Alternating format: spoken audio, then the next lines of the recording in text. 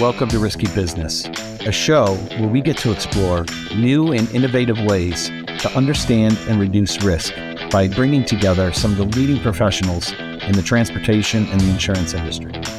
My name is Scott Grandys. I hope you enjoyed the show. Let's kick it on. Hello, everybody. Welcome back to Risky Business. We have another amazing guest on today. And, as you guys know, we take this time to explore risk at all different levels and look at things backwards and forwards and inside and out. And Bekah, who is on with me, is responsible for quite a few things, which we're going to talk about here in a minute. One of which is this podcast. Oh yeah, I'm laying it on, Bekah. Get ready. But yeah, anyways, for those of you who don't know me, Scott Grandys, and I have Bekah with me, who is one of the rock stars on our dev team. I'm gonna say it this way: Bekah finds all of our mistakes and makes sure that we fix them, and is progressing now in the development role. But I'm gonna leave it there. Bekah, tell us what you do. Sir. Tell us how you make us amazing, and then we're gonna get into some questions that I have.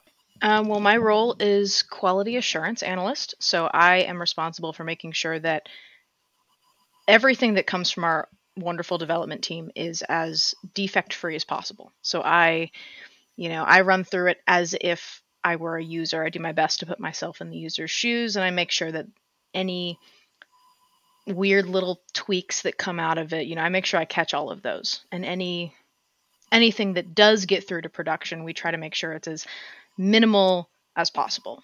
And by that I mean like something silly like, oh, the header's slightly misaligned. We want to make sure that you have no issues with your personal information. We want to make sure that security is on point where it should be. We want to make sure that everything looks good, feels good, works well. The scores come up correctly, all of those things. So that is the primary role that I have, and the team that I'm on has given me the opportunity to branch out and start learning how to add things in the database and all sorts of fun stuff like that. So, well, I love it. I love the way that you are always searching for the bugs. For anybody that doesn't know technology, that's the stuff that breaks things. And I also love the fact that you're always looking to grow and spread your wings. That's pretty cool. Pretty cool. Now, before I get into questions, so I always have a mug for everybody on the show, as you know, which, by the way, I absolutely love your swag. Thank It's you. awesome. Yep. Welcome to the club. Yeah. So I had a mug on order for you, and it did not come in yet. So okay. I have to redo, but it applies to you too. So the mug that I had on order for you, it said, "You're awesome. Keep that shit up." Yeah. Well, but it did not show up on time. So honestly, anyways, I'm using George's for you too. You're good. But I actually brought my own. Oh, you did? Let me see it. It says Hakuna Matata because nice. It's all good. Things happen, and we just shift, we adjust, but there are no worries. So, we're just doing our best. And awesome. Well, when it gets here, I'm shipping the "You're awesome, keep that shit up" mug to you. I'm going to wear it. I'm going to have it in every meeting. Every meeting. Sweet. I love it. So, all right. So before we get started with the questions, you had said something to me right before we started this. You had a tow truck joke. I did. And since we're talking about trucking and technology, I think you should tell your tow truck joke. All right, Scott, what's bigger than a tow truck? What might that be? A foot truck. I love it. I love it. That's good stuff. See, I love dad jokes. Some people don't. Oh, yeah. Even when I'm talking to, we talk about a lot of serious stuff, right? On our calls and what we're building and how we're getting there and all this stuff. But you gotta have fun. Absolutely. We got the tri lambdas that we always talk about on our dev calls. I don't even know what a lambda is, quite frankly. I think it has something to do with getting and receiving information. Don't worry about it. It's all good. So, all right. So let's back up to a year ago. Okay. Do you believe it's been a year? No Just way. about. Yeah, just about. February last year. Oh, wow. Right? Okay, yeah. Yeah, that was the prototype build. So that is how Risky Business got its name. That is how both the podcast carried on the name, the swag that we're wearing came to be, and the platform that we're building got named. So I blame you for all of this. Okay. I just simply planted an idea, a small seed. So you got to tell the story. You got to tell the story. So the story behind the name is we were all sitting there on I think, the last day of the codeathon, which I'm not sure if the viewers know that this project came from the codeathon that we had. Yeah, explain the codeathon. Okay, so the codeathon very briefly is a week-long period of time in which the dev team and partners from the business or different parts of the business get together. We split up into little teams and we come up with a way to solve a problem. We have a problem, we come up with a solution.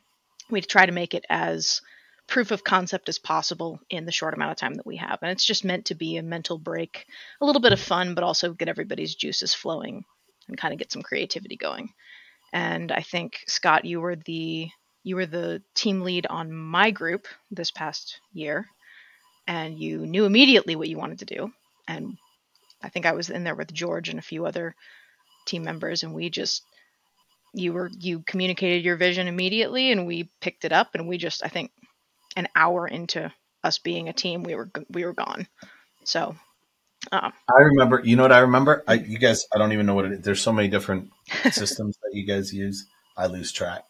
But what's the one where like everybody's moving their mouse around at the same time? What is that called? Is it the Miro? Yeah, Miro board. Miro, that's it. Right? Was that it? Yep. I just remember there was, I don't know how many people, 8 or 9 of us, right? Yeah.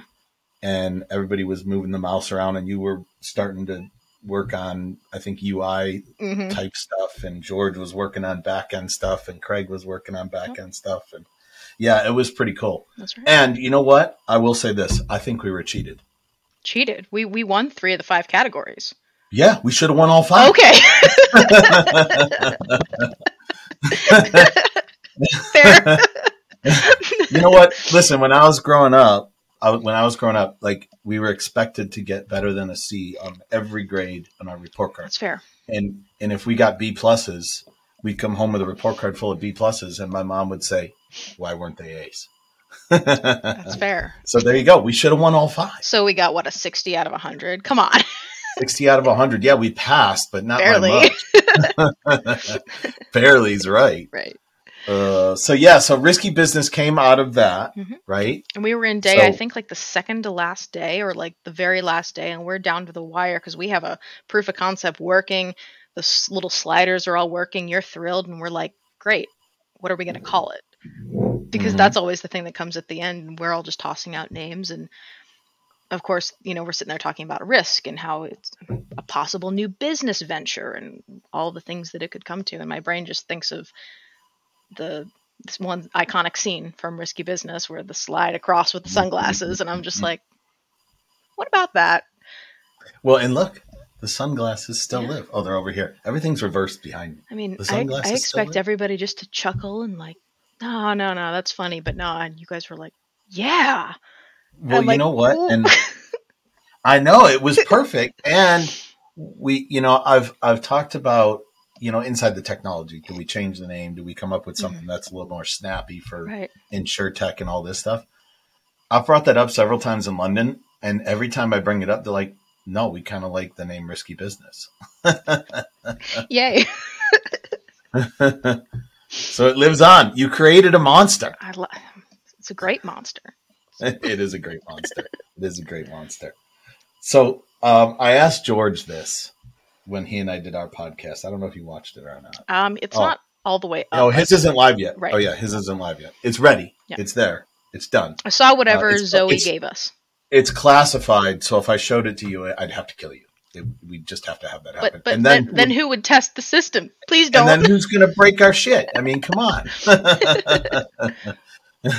So tell me about, and I get fascinated by this, and I get fascinated because one of the things that I enjoy doing in my life now is teaching.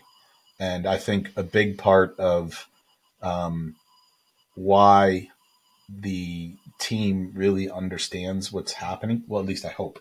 A big part of that is because I've taken the time to try and teach, right? Absolutely. And I remember a moment when we were in the lab, and I don't want to give away too much about your journey yet, but You can. It's okay.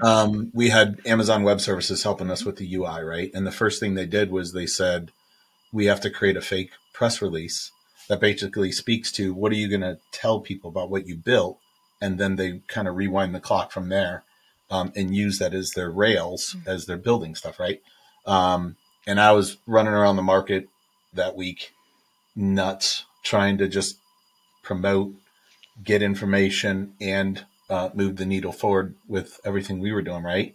And you guys put together the press release. And yeah, I don't know who was involved in it. I know the team did it. I did not. And I read it and I was like, oh my God, that's like spot on. I couldn't have written it any better myself. Like the understanding that you guys have of what this thing is supposed to do and its impact, I think is gigantic.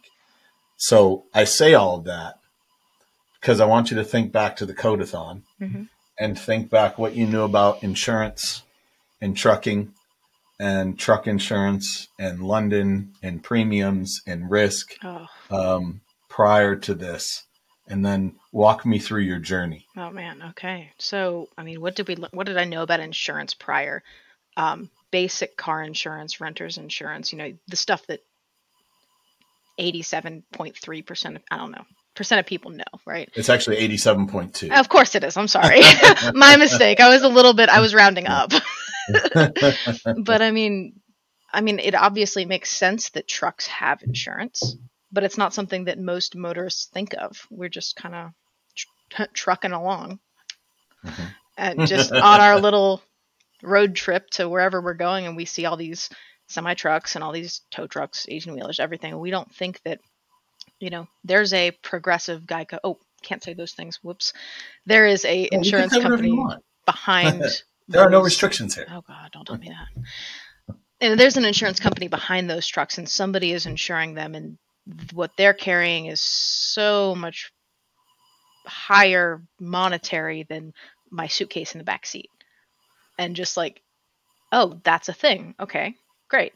And because you communicated it so well, we just ran with it, and we're learning all these. There's carriers and there's syndicates, and there's like, what's a syndicate? I know it from a video game. I don't know what a syndicate is, so, okay, learning about this and learning about master drivers and sub drivers and all of these DOTs and VINs and numbers that honestly didn't make any sense at the time, but we didn't need to know that they made sense to be able to put them in a table. Like, and you communicated that to us so well at the beginning of where everything needed to go, how it related to the other numbers. And we kind of just stuck stuff together. And I think the whole team has been learning about trucking consistently and trucking insurance as we've gone. Like, I didn't even know that there was a difference between wet and dry conditions and the different states and how different types of trucks will be insured differently. And depending on where they're going, what they're carrying, their speed, all of those things weigh into it. And it was just like, it's in a whole other world than normal automobile insurance. But yeah, then you were talking about being in London and being with the Lloyd's Lab, which is learning about Lloyd's of London. It's this huge insurance thing and how much of a massive opportunity that is. I think the whole team is just sitting there like kind of wide-eyed, like, whoa. And you're just telling us more and more, but that only really worked, and we all really only understood it because you were able to explain it and verbalize it in such an easy package. You just gave it to us straightforward. You didn't use any flowery terms. You were like, here's the thing. This is what this means. This is what that means. This is what we need it to do. Can we do that? It's like, yeah, actually, yeah, we can. It's cool to see how it's taken shape, isn't it? Oh, yeah, absolutely. I mean, when you look at what we're about to launch, nobody else has it. They have bits and pieces, but what you guys have built is absolutely spectacular. Like, I'm so proud of everybody on the team. It took a while for us to get our groove, and I think after the codeathon, and then going into the lab, we got a good groove. Oh, yeah. And I think we got a great groove now. You know, we always have the ebbs and flows, but generally speaking, Yeah. we got a really good groove. But I mean, having you as checked in as you are is critical to this, because we wouldn't be able to, you're constantly giving us feedback. You're constantly telling us, here's an update, here's a change, and we're adjusting small adjustments, but your engagement is helping us go the speed that we're going, because we don't have to wait for that. You're just like, here you go. Well, don't speed too much. You'll be of high risk. Oh, good point. I'll need trucking insurance. Yeah, wait till we get to crash and claims data. I'm gosh. super excited about that. Yeah. Oh, we are like, I wish I could have everybody on these calls with the London folks. I mean, the amount of things that we're going to start looking at soon, and cross-referencing it to crash and claims data. Like, one of the things, I'll give you a little inside the tent look here. One of the things that we're looking at right now, it was suggested to us by some of the folks in London, is who was the actual insurance company. Because we went back and looked at, Camille pulled 5 years of FMCSA data, crash data, all fleets that ran at that time, fleets that had crashes but no fatalities, no injuries, then fleets that had fatalities but no injuries but no fatalities, and then fatalities, right? So we're going back and we're compiling who was the insurance company at the time of all of those crashes, so that we can now say X percentage of the time, this was the insurance carrier at the time of a crash with no fatalities and no injuries. X percentage, this was the insurance carrier and injuries, and X percentage, this was the insurance carrier and fatalities. It's and then you start taking that with all the other stuff. Oh, it's about to get nuts. And there's stuff that I haven't even told you guys about yet. I believe we got you. so much coming. It's okay. We need to focus. You're good. You're the visionary. There's so much coming down. So I heard, I think it was George. Uh-oh. I think it was George one time. We were on a call and George said, yeah, I was running down the road one day on my truck and a trucker was tailgating me. And he's like, you have no idea. We're about to change your life. Yep. So what kind of things do you think about now? Now I want you to think big. Okay, remember our conversation about the marketplace and the data and that? What kind of things do you think about now when it comes to what might we want to look at that some people may not think about and it causes risk in trucking? You mean from what we have currently? Because I know we had that big conversation about like all of the ideas. Mm-hmm. I mean, I think the biggest thing that, obviously not the biggest, but one of the important aspects that that people might not initially think of, and I think I mentioned this back in November, is the mental health aspect of trucking. Mm-hmm. And how, truckers, like you said, I think truckers are first responders to so many automobile incidents and different tragedies that they see. And it's like, do they just get back in their truck and keep driving? Do they have anybody that they can kind of chat with, make sure that everything's okay with them? But I think that might be its own category of risk, because, seeing stuff like that affects your sleep. It affects how you focus. It affects all of it. And we already have a section for health.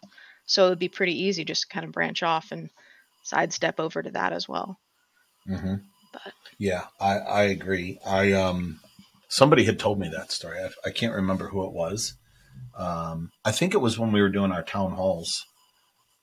Oh, it was Horatio. So we are working on a mental health program. It's not live yet, but it will be this year. And he was the one that told me that. He's like, do you realize that they see a lot on the road that most people don't? And I mean, I remember one time we were driving to San Diego, and we were heading towards San Diego, and there was a guy on a motorcycle driving away from San Diego towards the 10. And there was like this big kind of gravel gully in the middle. And we were coming on the on-ramp. And as we were coming in, I was looking down and I saw this motorcycle I saw a cloud of dust. Ooh. And I yelled to the kids. I'm like, somebody call 911 right now. A motorcycle just went down. I mean, I'm surprised I didn't drop the transmission in my truck, because I pulled over, slammed it into park, got out of the truck, grabbed my phone and ran over there. And just seeing, like, it wasn't horrific, but he was injured. Oh yeah. And somebody had pulled up behind him, but I was there right after them. So to see that before paramedics and everything got there, I still think about that today. Every time I drive by that area, I feel like kind of weird. You got to do that little Etch-a-Sketch shake to get your head clear. It's like, ugh. It's exactly right. I do that shake a lot, actually. Oh yeah, all the time.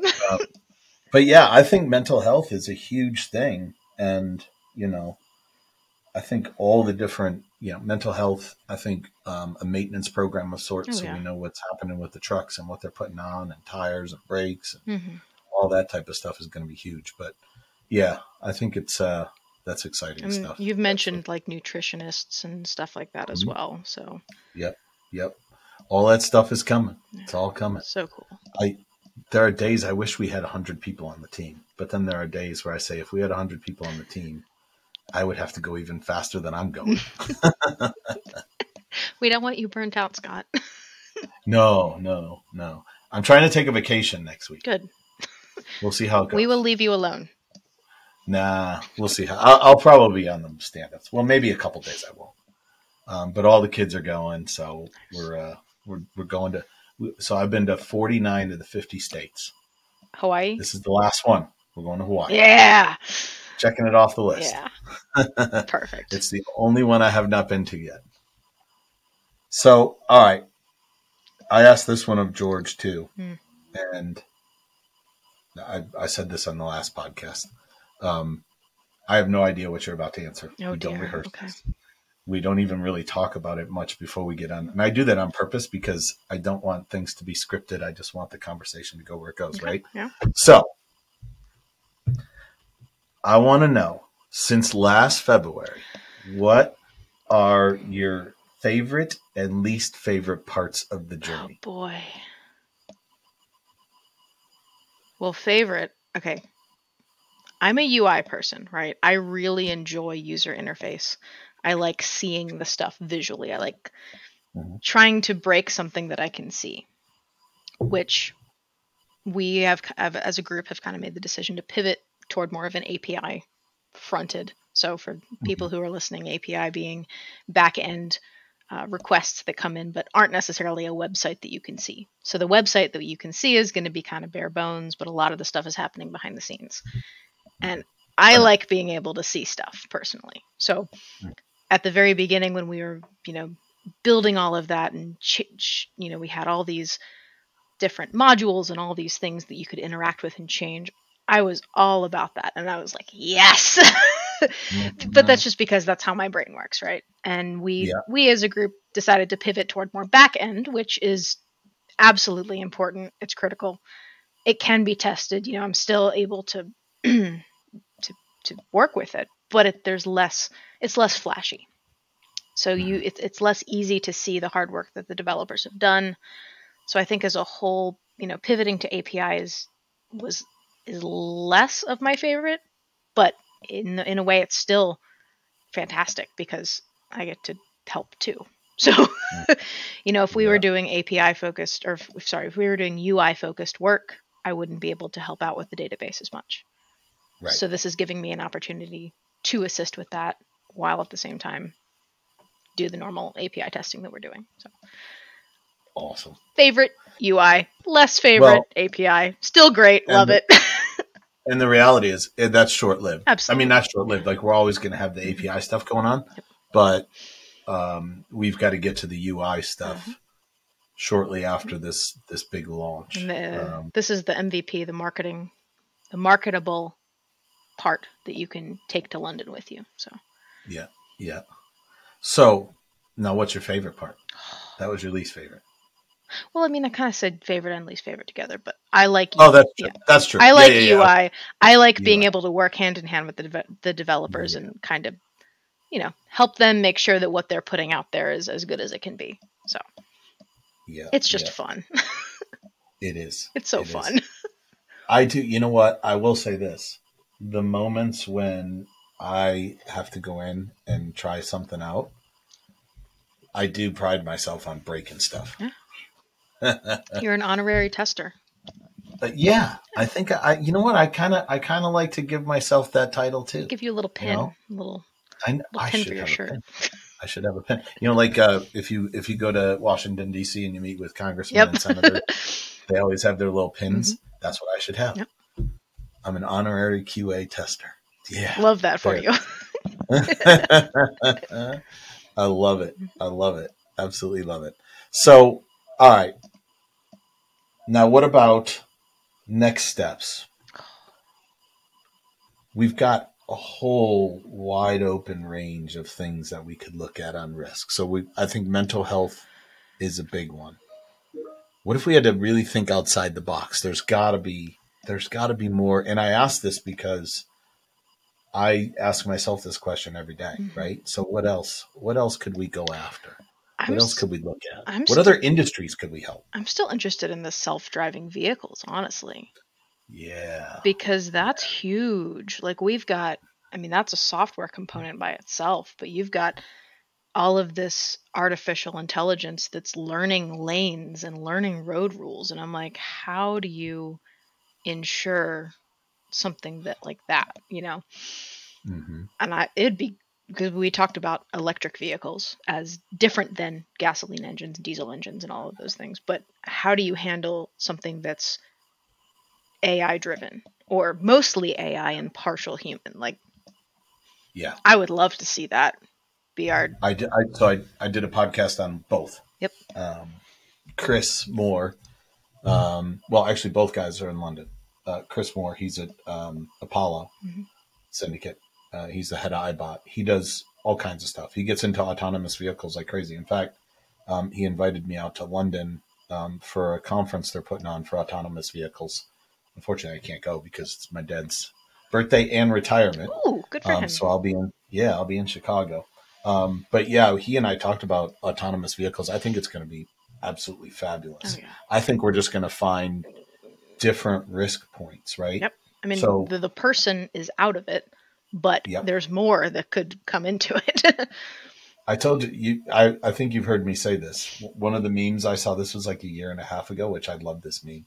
It was a picture of a trucker holding the steering wheel, and it said the most dangerous part of a truck is the nut holding the steering wheel.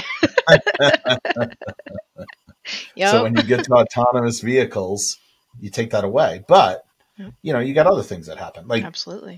Does it automatically update? Can it update while it's driving? I mean, but at the same time, you've got your the decisions that are made at a split second that it's kind of like an instinctual lane shift. Like, oh, I feel like something's going to happen. I'm going to go ahead and scoot over. And then something does happen, and it would have hit the vehicle. Like, I don't know if you've ever experienced that. I have on the Beltway in DC. I was driving, and there was some bikes on the back of a vehicle, and I was like, because it was kind of wobbling a little. I'm like, I scooted over, and then one of them comes off and starts bouncing down 495, and we're all going whatever the speed limit is, and that could have been bad. But it's like one of those things that I'm sure truckers see that all the time. And can artificial intelligence handle that kind of a thing? I don't know. Yeah. But imagine the data we'll get from that. Oh, I can imagine it. I'm so excited. I know. Me too. Same with electric vehicles. Oh, yeah. So on the podcast talking about electric vehicles, one of the things that we came to was, you know, the cost of those vehicles from an insurance perspective. So these are folks that are covering the loss, right? Yep. So you're going from, on average, a tractor, a big truck, that costs $150,000 to $200,000 to an electric vehicle that's somewhere in the $400,000 to $550,000. I thought 150 was bad. What? Oh, yeah, they're not cheap. Now there's a lot of positives to it. Yeah. Like the engine doesn't have all the moving. You don't have an engine with all the moving parts, and the maintenance is less, and all these other things. The fuel consumption. We figured in our rough math that each truck would save somewhere about $45,000 a year in fuel. Dang. Okay. Just by going to electric vehicles and the general cost of charging them. But the other positive side to it is think about all of that technology on board the electric trucks. I mean, think if you're in a Tesla, which some of them are semi-autonomous, but I don't think they're fully autonomous yet. I mean, the technology that's in those it's amazing. And as I think about what we're building and the data that will come from that and the story that it will tell, well, actually not just us, but with the machine learning, the story that we will be taught, I think is going to be crazy. It's going to be crazy. We're going to have a lot of fun. It's going to be great. We haven't even started yet. Yes, we have, and it's good. I know, but this is kind of, I think about this stuff all the time. I'm like, we have so far to go. Yeah. But then I have to look in the mirror and be like, but nobody's built what we've built yet. But I mean, that's what gets the team excited. Like that exact thing that you were just doing just now, and you're talking about, oh, we could do X, Y, Z. Think about all these cool things. That's what gets the team a little bit jazzed. Even if we don't really actively show it, we're sitting here and we're kind of just like, yeah. Oh, that's awesome. Yeah. Well, we got a lot to do. Yeah. We got a lot to do. We got a good team, though. Oh, yeah. We don't have a good team. We have an amazing team.